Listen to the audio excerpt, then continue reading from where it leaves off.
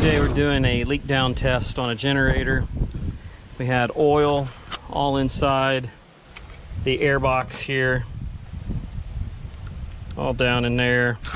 The oil level was low on the dipstick, wasn't even really on it.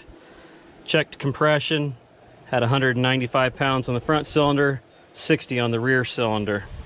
So we ended up putting our top dead center on the back, and we went ahead and calibrated our gauge out. We're using nitrogen as our compressed air. Set up here at 100 pounds of pressure.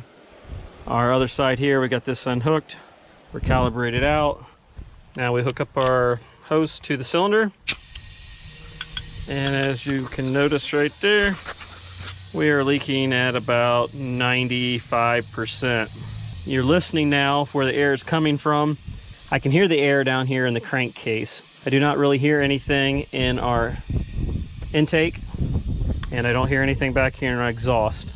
Now we'll go ahead and do a test here on the front one to show you what it should have looked like. Okay, we're gonna go ahead and do this thing top dead center. Put our extension in there, something to, so you've seen this one come up, seen this one go down. Watching her come up. Gonna have to get her top dead center. What I like to do is push on that because the air will actually shove the cylinder back down. Cut there at 0.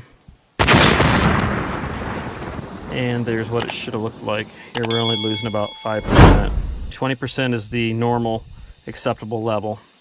Our pressure coming in here is still right at 95 pounds.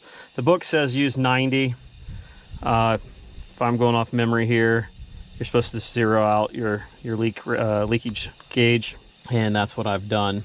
You can hear a little bit inside there, but obviously there's a tremendous difference between the leakage rate there. At this point, the motor can't really be repaired out in the field, and generally the cost to do that is going to be more than just replacing the motor. We ended up doing a standard compression test. I had 195 pounds on the front cylinder. I had 60 on the back. That's what led me to this test here, along with the oil that was all up in the airbox.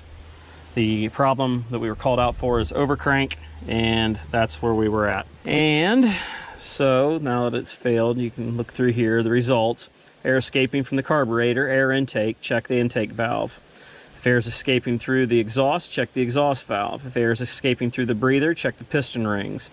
Air is escaping between the cylinder head and block. The head gasket should be replaced, and check both gasket surfaces. So there you go. Now I do want to mention, right after checking the compression and seeing that it was that low, I checked my valve clearance, and I was in tolerance.